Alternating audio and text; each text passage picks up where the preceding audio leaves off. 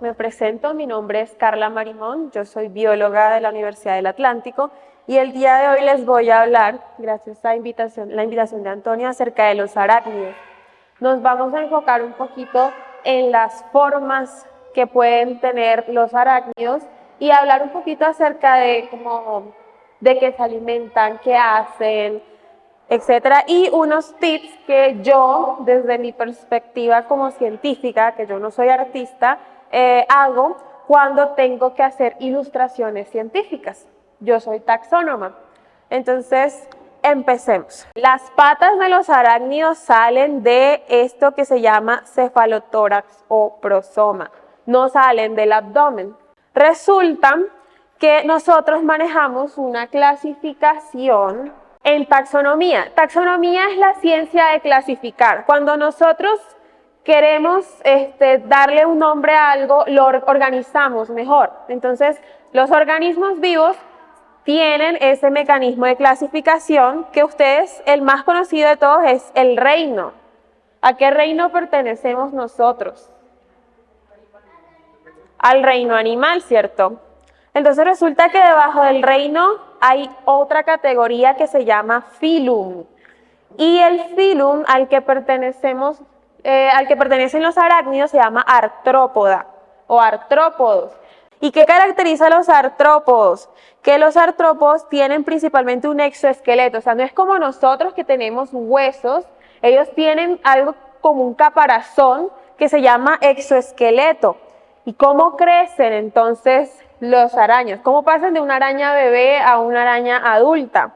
Ellos mudan, así como una serpiente, los artrópodos mudan, y aquí ellos son muy antiguos, han estado en la Tierra desde hace mucho tiempo, desde el Cirílico, si no estoy mal.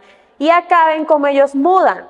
Esto que está aquí es como el caparazón viejo y aquí la araña está mudando con su nuevo caparazón y en este nuevo caparazón aumentan de tamaño. Así es como crecen los artrópodos, todos los artrópodos. ¿Quiénes son los artrópodos? Claramente los arácnidos, es decir, arañas, escorpiones, subescorpiones. Vamos a ver más adelante de qué les estoy hablando. Los insectos también son artrópodos. Los cangrejos que mencionaba Marquitos ahorita también son artrópodos. Sí, los crustáceos son artrópodos también. Resulta que también los 100 pies y los 1000 pies son artrópodos, o sea, organismos que se ven tan diferentes, en realidad están emparentados entre sí.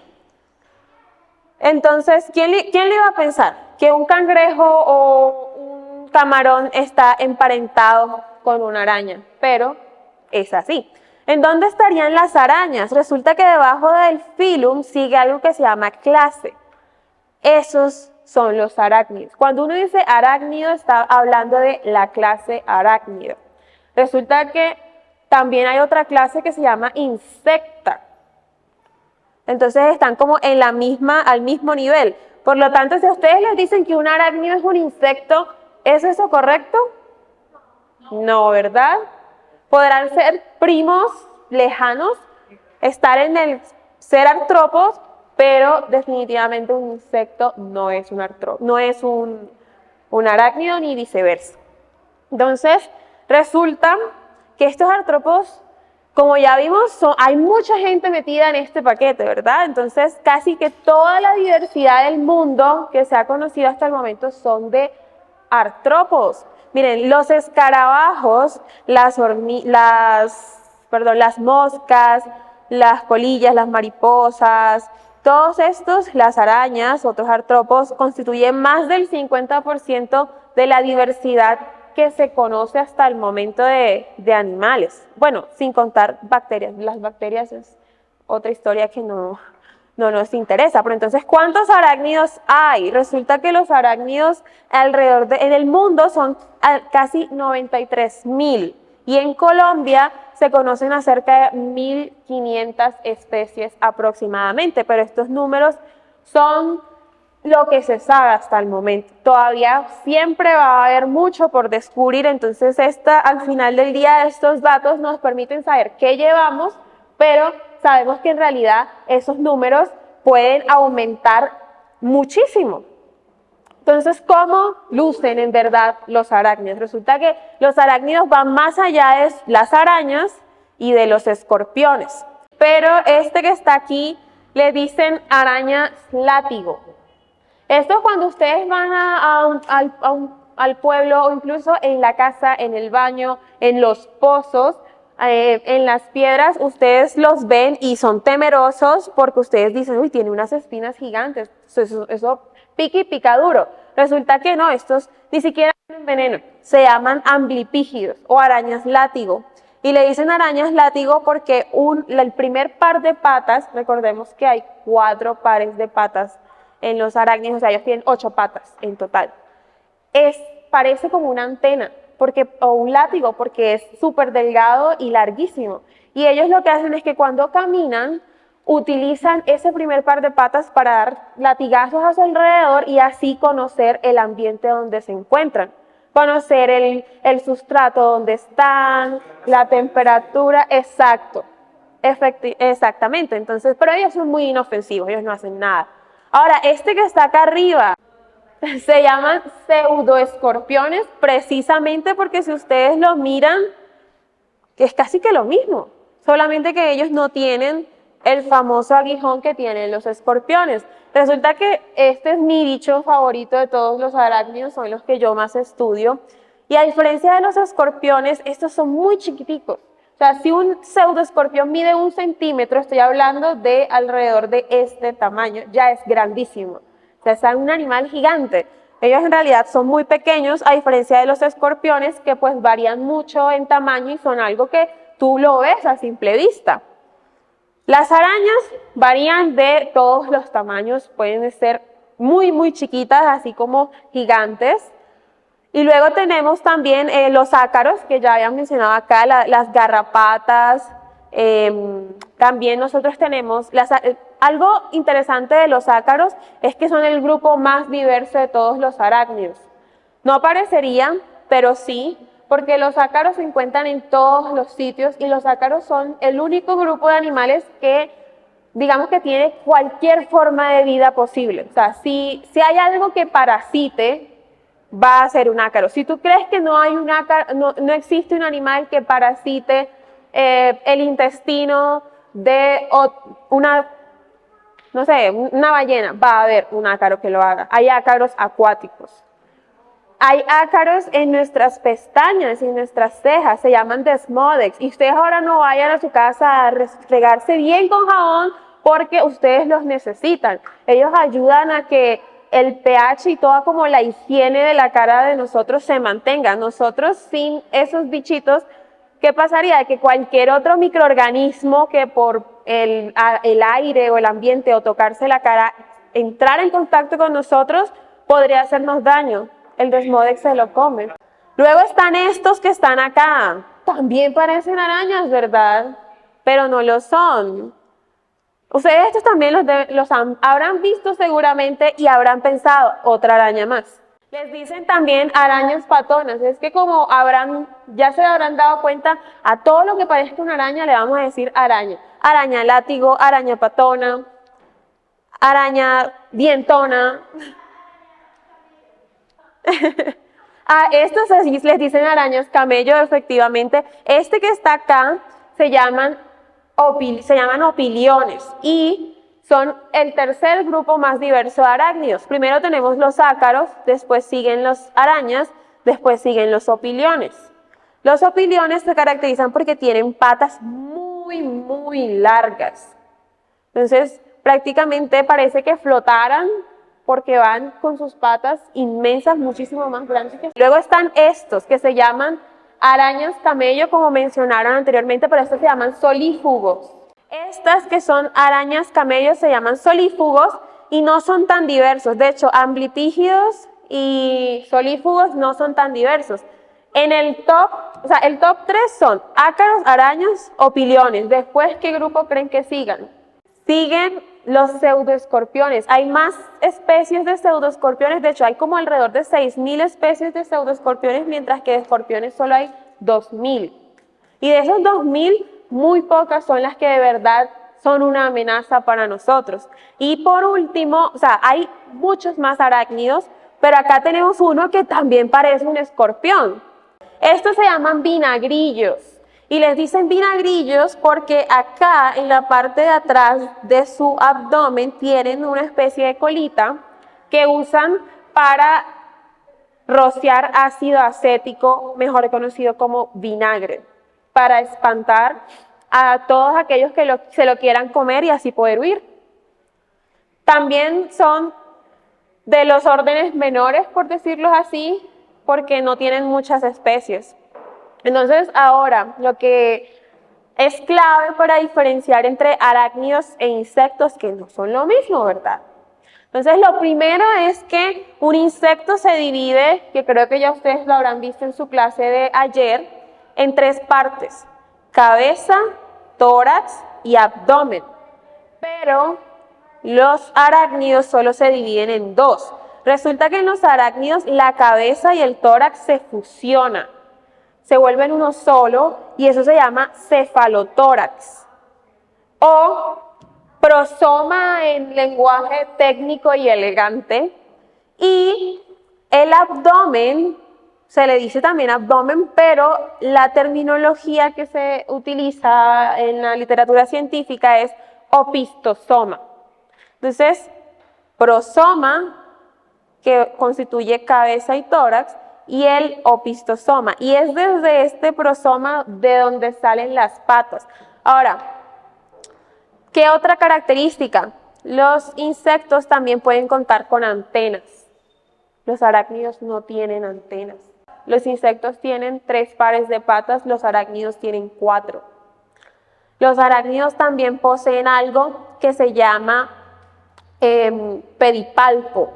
Ahora, el pedipalpo se va a ver diferente dependiendo del grupo que estemos hablando, pero los pedipalpos básicamente cumplen funciones como de agarrar a la presa. Entonces, se pueden utilizar sus patas, pero más que todo los pedipalpos para agarrar a sus presas. Entonces, ya sabemos 3 características importantes para diferenciar un arácnido de un insecto. No va a tener antenas, tiene pedipalpos. Va a tener prosoma y opistosoma, es decir, cuerpo dividido en 2 partes, mientras que los insectos tienen 3. Y los pares de patas. Arácnidos 4, insectos. ¿Qué más vamos a encontrar en un arácnido? Vamos a encontrar los quelíceros. Los quelíceros son algo así como los dientes o los colmillos de los arácnidos. ¿Ustedes saben cómo come un arácnido? ¿Cómo come una araña? Succiona. Resulta que los arácnidos no mastican su comida. Los arácnidos, cuando matan a su presa, ya sea con veneno o porque utilizaron fuerza, ellos lo que hacen es que le escupen enzimas digestivas para que todo se vuelva un líquido. Y luego cuando tienen ese líquido, lo succionan. Con los colmillos, estos que se llaman quelíceros, ellos inyectan el veneno para matar a su presa. Y luego ellos, entre los quelíceros, van a tener unas partes mucho más especializadas que lo van a ayudar a succionar todo ese líquido que se volvió. Sí, ellos tienen como un huequito entre los quelíceros, tienen ciertas partes bucales que pues en realidad no es boca, sino que ellos directamente se succionan la comida ya después de que las enzimas digestivas hicieron su proceso de machacar al animal que iban a matar. ¿Qué otras características? Casi que todos los arácnidos, por no decir todos, son depredadores. Todos tiran a matar a sus presas. Ahora, ¿qué tanto? ¿Cuál es la dieta? Ya eso depende pues de las especies o del tamaño del individuo que estamos hablando, pero tienden a ser generalistas, es decir, comen lo que se les atraviese y esté a su alcance matar. Entonces, ahora vamos a hablar poquito a poquito de grupos importantes de arácnidos que vale la pena que ustedes conozcan y que aprendan más o menos de que el día que ustedes quieran dibujar o hacer algún proyecto, alguna escultura, yo no sé, relacionada con ellos, sepan como qué hacer para que sea lo más realista posible en el marco de lo que ustedes quieran hacer. Hablemos primero de los escorpiones. Resulta que yo les había hablado algo acerca de pedipalpos, ¿verdad? En los escorpiones, estos pedipalpos se convierten en pinzas. Y entonces con estas pinzas sujetan a su presa o bailan para cortejar a la hembra. Porque ellos también tienen un ritual de apareamiento de los escorpiones en donde se agarran de las quelas y literalmente empiezan a bailar, a ir de un lado al otro. Resulta que en los escorpiones, digamos que se divide en dos su abdomen y la parte final de los escorpiones termina en el aguijón. Y entonces, ¿qué pasa? Que en el aguijón es donde ellos tienen las glándulas de veneno. Son el único grupo de arácnidos que tienen el veneno en la cola y no acá en el prosoma o el cefalotórax. Y entonces, ¿qué más caracteriza a los escorpiones? Pues tienen sus 4 pares de patas. Otra cosa, habían mencionado algo de articulaciones. Resulta que las patas de todos los artrópodos en general está como partidita, tiene varias partes. Resulta que esas partes no son aleatorias o no son cualquier número al azar, esas partes también se cuentan y a veces reciben nombres similares a los de los huesos de nosotros. Por ejemplo, hay una parte que se llama fémur. Entonces, en taxonomía, ¿qué hay en esas partes? Es importante. Si hay una seta, un pelito especial, hay un rasgo distintivo en esas patas, es bueno saber en qué pata fue, en qué parte, en qué segmento de la pata fue, y por eso es que todo se nombra. Resulta que los escorpiones tienen 2 ojos y los tienen en el cefalotórax. Acá se les conoce como ojos medios, pero también tienen ojitos chiquititos en el borde de su prosoma. Entonces, generalmente siempre van a ser 2 ojos medios y ya el número de ojos laterales va a variar, depende de la especie. Y algo muy bonito es que su prosoma tiene formas. Tiene como líneas que se llaman carenas o granulaciones. Y cómo están es algo que nos ayuda a identificar qué género, qué especie o qué familia de escorpión es. Bueno, la visión de los arácnidos en general es malísima. De hecho, son muy pocos los arácnidos que tienen una excelente visión. Los que sí tienen, bueno, la araña que estaba al principio de las diapositivas, ¿se acuerdan que se veía muy bonita, muy vistosa? Esa pertenece a una familia que se llama Salticidae. Los saltícidos son los que mejor visión tienen, porque ellos atacan mucho de cerca. Ellos tienen ojos muy grandes, en cambio los escorpiones son casi ciegos. Estos ojos lo que hacen es detectar presencia o ausencia de luz o sombras, pero no es como el arma en la que ellos más se confían para poder detectar a sus presas. La visión en este grupo en realidad no es algo tan importante porque, por ejemplo, con las quelas ellos pueden experimentar mejor lo que sucede en el ambiente. Ellos pues también vienen en muchas formas y colores. Solamente de las 2000 especies, 49 son perjudiciales para los seres humanos. Entonces uno siempre tiene que ser cuidadoso y no es que veo cualquier bicho que me parezca feo y le voy a poner la chancleta porque es mejor asegurar. No hagan eso. Simplemente pues aléjense. Si no están seguros, aléjense. ¿cómo podríamos nosotros diferenciar o saber cuando un escorpión nos puede llegar a ser peligroso? Por ejemplo, hay uno que se llama Titius. Este se encuentra mucho en las zonas tropicales, específicamente en bosque seco, y es muy común donde yo vengo. Entonces siempre lo encontrábamos. Él, como lo podrán ver, es es como un tono de oro, un poco amarillo, y tiene la cola con un aguijón supremamente delgado. Fíjense de que estos tienen aguijones como gorditos, como que el escorpión es gordito, por decirlo así, y no presentan tanto peligro como este, que sí tiene un aguijón más delgado y la punta o el telson termina de una manera como mucho más fina. Claro, eso también depende, como todo, de el sitio donde nos encontremos y pues en qué condiciones nos encontramos. O sea, yo tengo una anécdota y es que un profesor mío, nosotros estando en el Parque Tayrona, se acostó en el suelo porque estaba cansado y no se dio cuenta y venía un Titius en el tronco donde él estaba acostado y le ha picado la frente.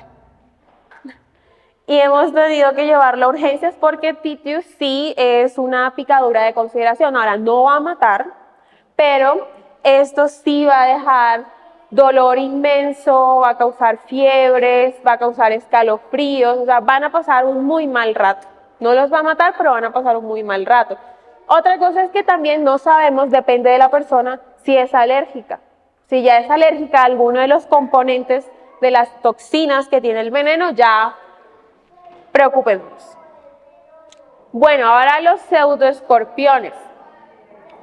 Los pseudoescorpiones tienen el veneno en las pinzas. Ellos también, sus pedipalpos tienen forma de pinzas.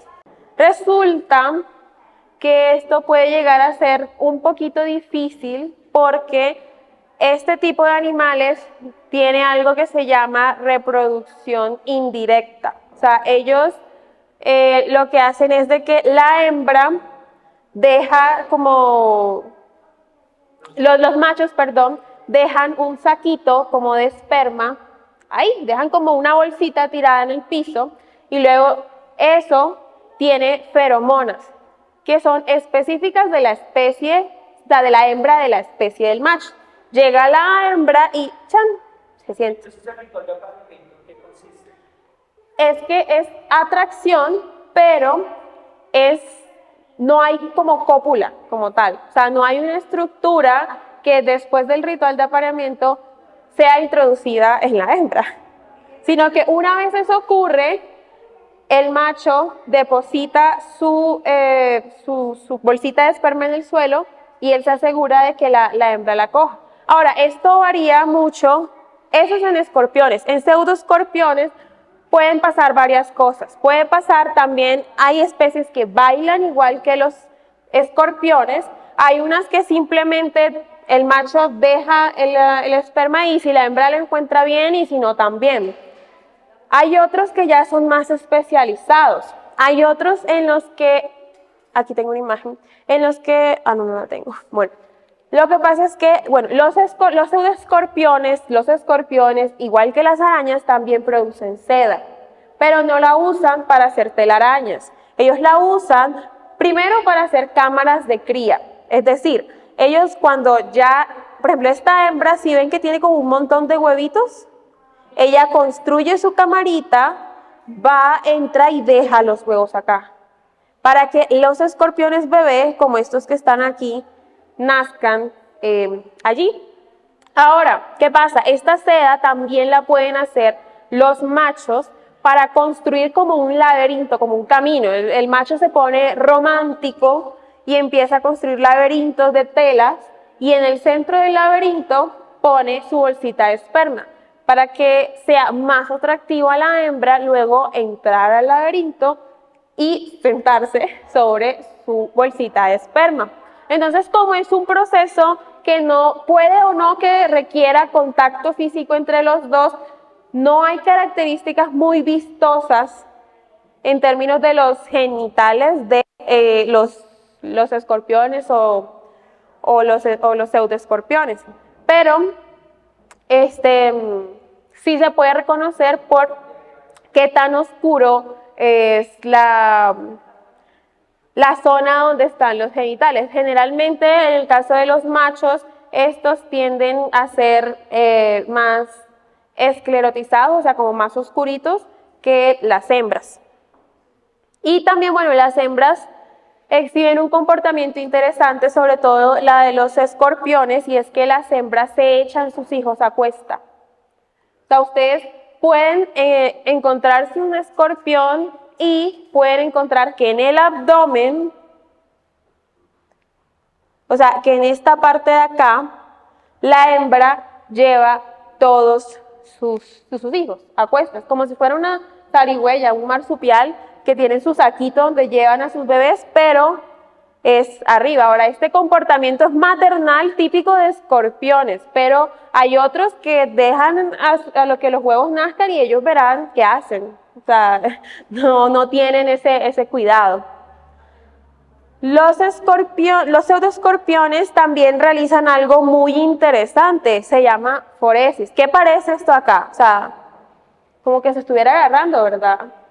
Resulta de que ellos, digamos que no son estúpidos, ellos son animales chiquitos que transportar ciertas distancias supone todo un reto. ¿Ellos qué hacen? Se enganchan a otros animales para que les hagan el viaje, básicamente. Entonces se enganchan, puede ser a alas, puede ser a las patas, incluso no necesariamente tiene que ser otro artrópodo. Hay reportes de que los escorpiones se enganchan a la piel de, por ejemplo, ratones. Entonces es algo bien interesante porque eso nos puede explicar cómo animales tan chiquitos han podido llegar a sitios que uno dice como que están en islas, que están también en zonas poco accesibles. Como un animal tan pequeño pudo haber llegado a un sitio tan lejano. Entonces, en términos de morfología es la típica. También tienen pedipalpo, tienen los quelíceros, sus quelíceros son más pequeños, tienen sus 4 pares de patas y tienen su prosoma y su opistosoma bien diferenciados.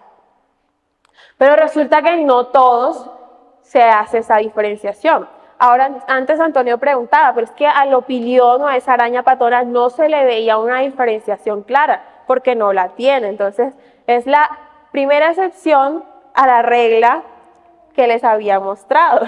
Resulta que en los opiliones uno no distingue.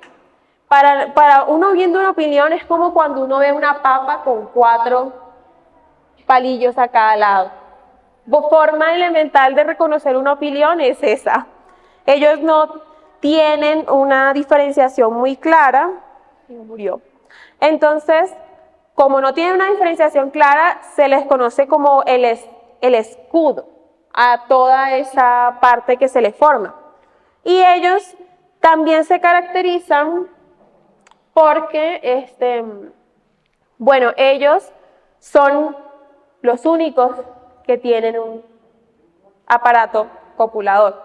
O sea, les mencioné anteriormente que hacían como cópula indirecta, menos los opiliones. O sea, los opiliones les gusta ser los únicos y diferentes. En opiliones, ellos sí tienen como una forma directa de reproducirse. Y ellos, a diferencia de los otros arácnidos de los que estamos hablando, no tienen ni veneno ni seda, es decir, también son inofensivos, a diferencia de que tienen algo que se conoce como la glándula repugnatoria. La glándula repugnatoria es una glándula que ellos tienen más o menos como en esta parte del cuerpo, la parte como anterior, o sea, más cercana al borde de su cefalotórax, que expulsa un líquido raro que huele feo y mancha. Es como cuando uno agarra un opilión y eso pasa, es como si se le orinara a uno encima. A uno eso no le hace nada, eventualmente puede oler raro, pero para sus depredadores es un olor completamente repugnante y nauseabundo, que es un mecanismo de defensa que utilizan los opiliones. Ahora, estos opiliones, como pueden ver, tienen también muchas formas. Tienen colores rarísimos que uno lo ve y uno se puede asustar y uno dice, eso es venenoso, eso es peligroso, hay que alejarnos. No. Son completamente inofensivos y tienen hasta formas extrañas. Miren, este, por ejemplo, tiene como dos orejas, son como dos protuberancias que le salen de su cuerpo, o sea, son bichos interesantes. Entonces ya sabemos que opiliones son un solo cuerpo, no se distingue absolutamente nada.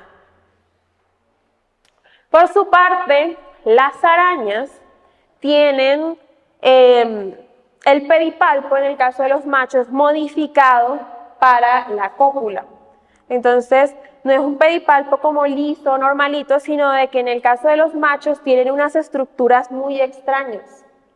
Que eso, si es una araña de considerable tamaño, se puede ver a simple vista y uno puede saber si es macho y si es... O sea, si uno lo ve ya sabe que es un macho y que está adulto. Ahora, ¿qué pasa? Esto lo utilizan para recoger el esperma del abdomen y luego introducirlo en la hembra. Entonces no es como de que esto sea un equivalente a lo que habíamos visto de los opiliones, no, sino es como de que es un brazo modificado que ellos tienen para recoger. O sea, este bracito, por decirlo así, no produce esperma. Ellos producen la esperma en su cuerpo, solo que lo utilizan para recogerla y luego dársela a la hembra.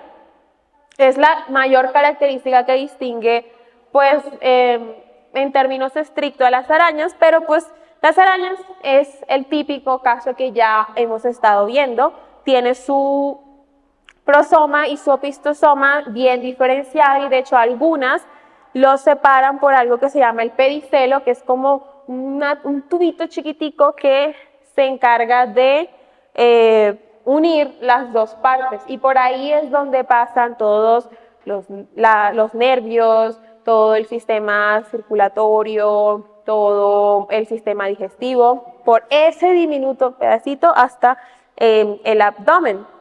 Y ellos también presentan veneno, pero no presentan el veneno ni en un aguijón ni en una quela, como era el caso de los escorpiones y los pseudoescorpiones, sino de que ellos lo tienen en los quelíceros, en lo que le había dicho que era como los colmillos o los dientes, ¿verdad? Y entonces las arañas también son en todas las formas. También vienen en todas las formas, en todos los tamaños. Pueden lucir hermosas, así como pueden lucir horribles para algunos. Y como pueden ver acá, pueden tener protuberancias, extensiones, pueden ser cosas muy locas. Por ejemplo, esta es un género de arañas tejedoras. Ah, bueno, no todas las arañas tejen.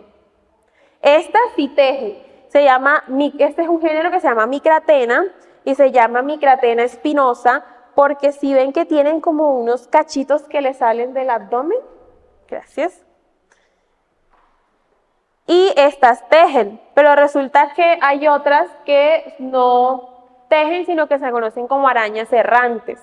Esas arañas errantes no esperan a que una presa caiga en la tela que construyen, sino que por el contrario ellas mismas van a buscarlas y a cazarlas.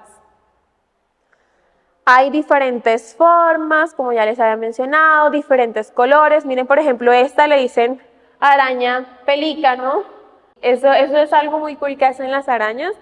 En el caso de esas arañas, ellas no solamente es en la tierra, sino también como en roca, en pared arenosa, ustedes pueden encontrar como agujeros.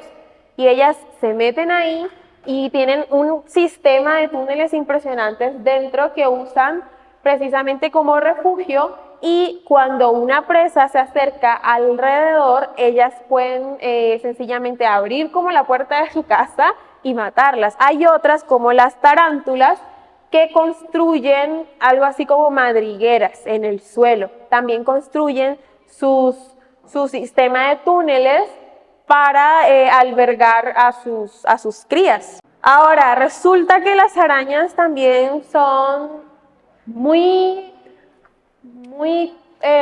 son en ese sentido también parecidas a los ácaros porque ellas adoptan formas que uno no pensaría.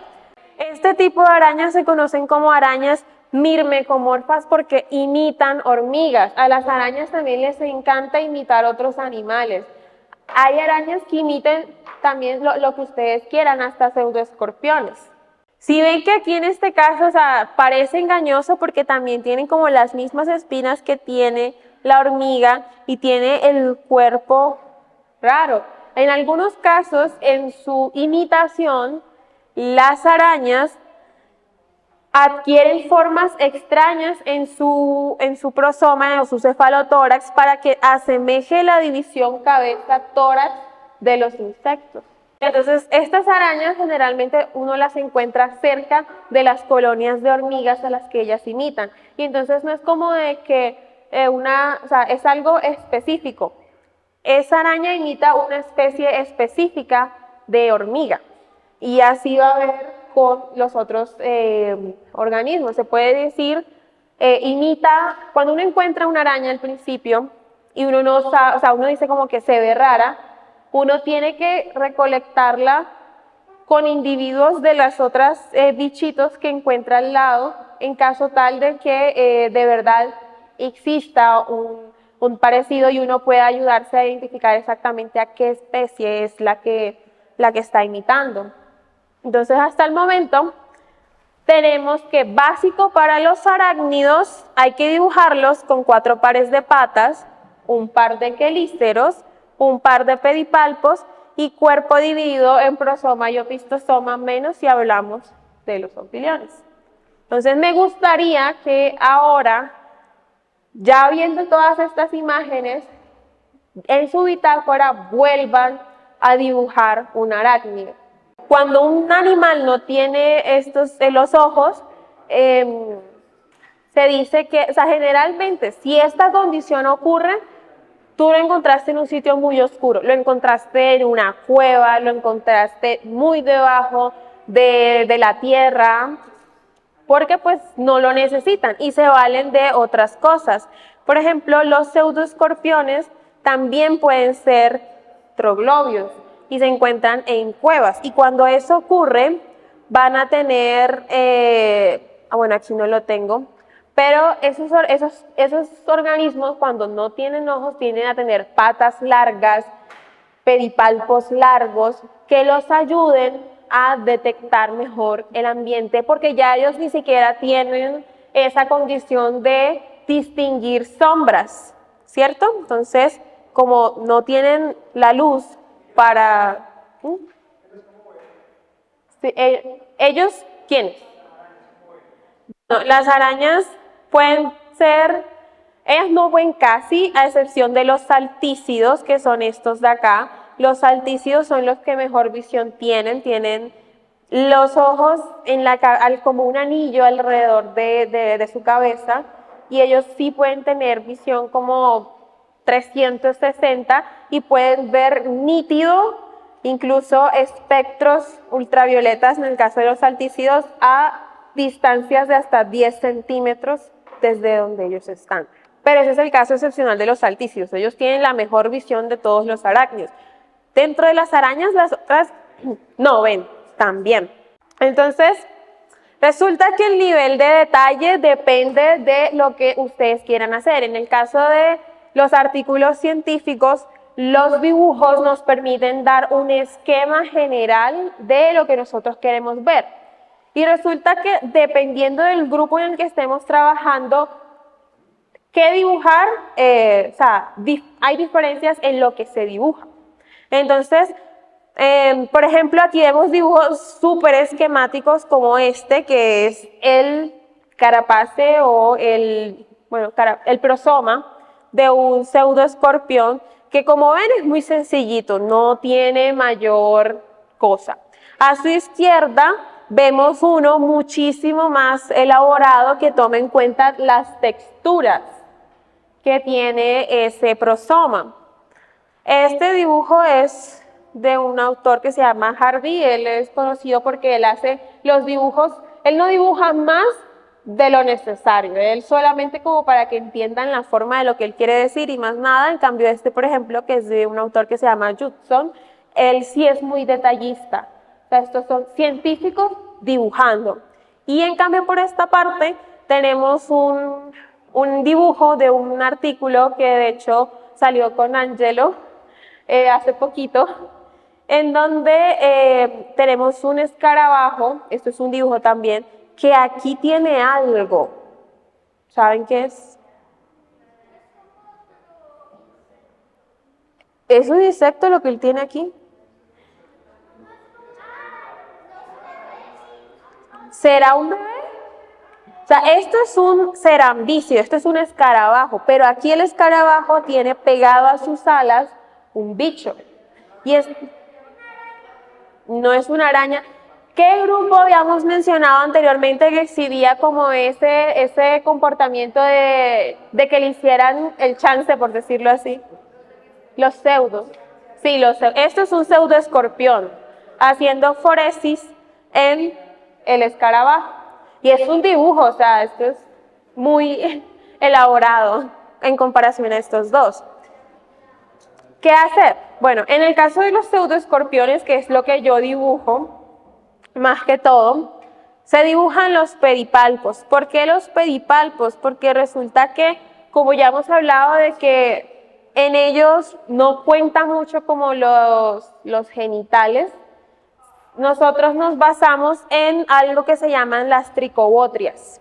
Las tricobotrias, que son como estos pelitos que ustedes ven acá, son unas setas súper especializadas que le van a permitir al bicho conocer su ambiente. Y la posición de esas tricobotrias es informativa a nivel taxonómico. Entonces, si por alguna razón a ustedes, uno nunca sabe en la vida, les dicen que les ayuden a hacer un dibujo de las quelas de un pseudoescorpión, saben que tienen que tener mucho cuidado al dibujar las tricobotrias de este pseudoescorpión. En las arañas, para dibujos más generales, la disposición de los ojos. De hecho, una de las claves para reconocer a familias de arañas es cómo están posicionados sus ojos. Por ejemplo, estas arañas que están aquí se llaman son de la familia Licosides, se les conoce como arañas lobo. Les dicen estas, las primeras, arañas lobo. Algunas, no todas. Pero los licosides se caracterizan porque ellos tienen 2 ojazos gigantes y 4 ojos en su hilera de abajo. Están los saltícidos, correcto, ellos tienen 6 ojos. Los saltícidos tienen 4, tienen 2 ojos gigantes y tienen 2 ojos más a cada lado de la cabeza, formando como una corona. Y ellas se caracterizan porque tienen 8 ojos, pero muy chiquititos, 2 a los laterales, bien chiquitos, y tienen 4 en la parte como central de su frente, por decirlo así, que se llaman clípeo, que son más grandecitos. Aquí son 2, uno arriba, como en la filita de arriba, y este otro que está como en esta filita de abajo. Y ahora estos ojos, la disposición de los ojos también tiene su propia nomenclatura que no nos interesa en este momento, la verdad. También están los ténidos que tienen 4 ojos en 2 filitas. Están los tetragnátidos que también tienen 8 ojos. Tienen 8 ojos y tienen unos quelíceros que parecen como de un mamut, ¿verdad? Parecen como si fuesen sí, dientes de un mamut. Están los tomícidos que tienen 4 ojos y les dicen arañas ogro también. Y así pueden encontrar los tomícidos, estos que están aquí. Porque ahora les voy a mostrar, si podemos buscar en internet unas imágenes. Pues parecen, son como maluquitas. Ah, no, mentira. Creo que no son las arañas ogro, sino las arañas cangrejo. Les dicen arañas cangrejo porque tienen ellos, ay, bueno, aquí no lo van a ver porque pues no tiene las patas, sus patas están como a los lados y cuando ellas caminan, caminan como los cangrejitos, caminan de lado. Además de los ojos, que también es importante, la disposición de los quelíceros. Entonces resulta que en las arañas los quelíceros pueden ser así, o sea, como tener esta forma, o pueden tener esta forma. O sea, una forma como paralela cuando están así, o pueden tener que no son paralelos, sino que se encuentran entre ellos. De esta manera, exactamente. ¿Quiénes tienen la forma paralela? Los migalomorfos. ¿Y eso quiénes son? Esos son las tarántulas. Las tarántulas siempre van a tener sus quelíceros paralelos, uno al lado del otro. Mientras que las araneomorfas, que son todas las otras, van a tener los quelíceros encontrados entre sí. ¿Qué otra cosa? Los pedipalpos. En el caso de los machos, el dibujo más importante en cualquier artículo que ustedes quieran buscar sobre especies de arañas, describiendo especies nuevas de arañas, va a ser el de los pedipalpos. ¿Por qué? Porque en el caso de los machos, todas estas formas raras que ustedes ven aquí son formas específicas de la especie. O sea, no cualquier pedipalpo va a poder entrar a cualquier hembra de otra araña, porque esto es demasiado específico. Entonces, dibujarlo es supremamente complicado. Aquí tenemos, bueno, estos son dibujos de un amigo. Aquí tenemos la imagen real, así se ve cuando este es como la punta del pedipalpo y este es el dibujo, esta es la imagen real, este es el dibujo. Entonces, como podemos ver, o sea, un ojo cualquiera no entrenado tal vez no vea esto y entienda todo. Un dibujo nos hace más sencillo las cosas. Y no solo más sencillo, sino de que también nos permite ver cómo es la mente de las personas que hicieron, o sea, de los científicos que están describiendo esas especies, porque ellos, al fin de cuentas, esto es una interpretación de ellos como el arte de esta imagen. Ahora, esto también tiene su terminología, etcétera, pero pues ya es algo mucho más complejo. Aquí estaban las tricobótreas, esto es un dibujo mío. Sí, yo ilustro pseudoescorpiones, yo dibujo quelas, yo dibujo también las patas. En pseudoescorpiones se dibujan una pata del primer par y una pata del cuarto par. Eso también son dibujos míos, pero son dibujos que yo hago digitales. Entonces ya ahora también les voy a explicar cómo hago yo. Entonces, esto también en pseudoescorpiones es importante porque pues nosotros, o sea, en las arácnidos, en las arañas, a nivel científico, con el dibujo del pedipalpo, cualquier autor que quiera describir una nueva especie ya está. Pero en pseudoescorpiones es un poquito más complicado. Nosotros tenemos otro tipo de estructuras en las que fijarnos. ¿Sí? Entonces, aquí, ¿cómo dibujamos? Los dibujos que son hechos a mano se hacen con algo que se llama cámara lúcida. Aquí tenemos un estereoscopio y el estereoscopio va a tener como un espejito. Y ese espejito proyecta en una hoja en blanco lo que se va a dibujar.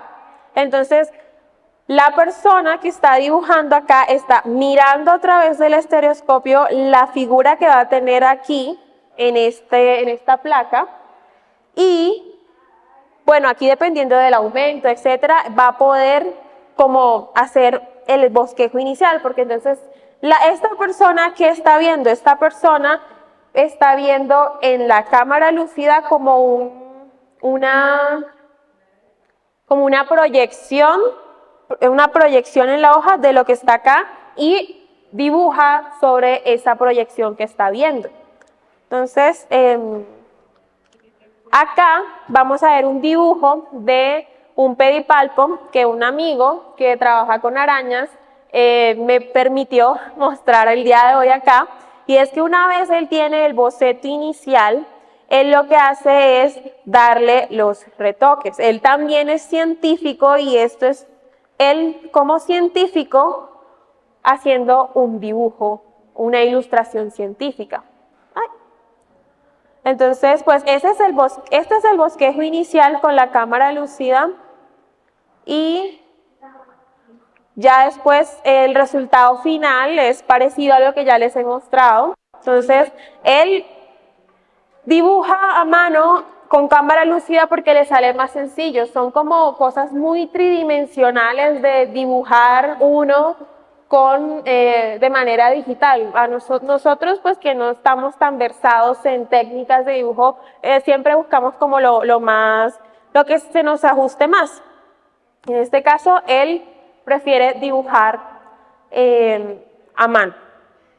Y pues esos trazos que él hace, pues tampoco es que sean como al azar o darle simplemente una manera que sea más bonito, sino que cada estructura que él está dibujando ahí significa algo. ¿Cómo hago yo? Este es otro dibujo mío de un quelícero, de un pseudoescorpión.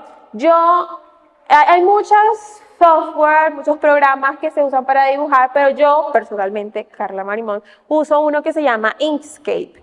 Inkscape es un programa gratis, menos mal, es un software libre, sí, que fue diseñado por un ilustrador, o sea, un científico que decía que se hacía para nosotros muy complicado utilizar Illustrator y utilizar como otros softwares para poder hacer dibujos, y él decidió crear Inkscape de una manera de que fuese como más sencillo para los taxónomos poder realizar dibujos digitales. Yo uso esto porque me resulta más fácil. Digamos que los pseudoscorpiones, como ustedes vieron, son planitos, son como en 2 dimensiones. Entonces, dibujarlos en este programa me supone a mí una facilidad mucho más grande porque no son tan tridimensionales ni tan complejos de dibujar como si es dibujar una araña. Entonces, este tiene muchas características, muchos comandos que son fáciles de usar. La verdad es muy amigable al usuario, es perfecto para mí, porque yo puedo incluso dibujar y a medida que voy dibujando va vectorizando al mismo tiempo. Si yo quiero hacer una Z, que son estos pelitos de acá, perfectamente la puedo hacer con la forma que yo quiera, dándole como el ajuste que yo quiera. El grosor de la Z se puede modificar, puedo hacer patrones, como por ejemplo de puntillismo que vemos acá, da como para que uno haga un patrón, escoja el área donde quiere y ahí uno incluso puede modificar la sombra, el contraste, todo. Entonces es muy bueno y lo recomiendo, la verdad. Tiene un manual que también está gratis, incluso yo se los puedo facilitar. ¿Qué es lo que hago yo? Lo primero que hago es de que cuando voy a hacer un dibujo, yo primero escojo el bicho al cual voy a dibujar. Obviamente va a ser el más bonito, el que esté más completo, no es como que le falte una pata o algo, en que mejor condición esté. Lo voy a aclarar. ¿Por qué? Porque como estos tienen, recordemos, un caparazón, es un caparazón oscuro que no deja ver detalles, entonces uno los aclara. ¿Cómo los aclara uno?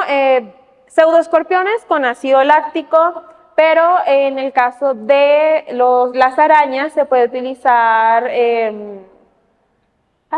pancreatina. Se puede utilizar pancreatina, otros usan hidróxido de potasio. Hay maneras de aclarar estos animales.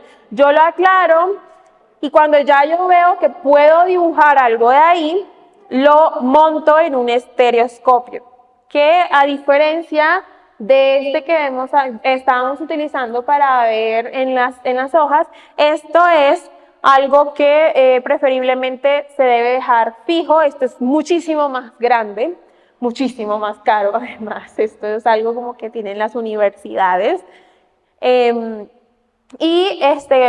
Me preparo para tomarle las fotos con una cámara. Usualmente, en este caso, la cámara está adherida acá. Este es el que utilizo frecuentemente.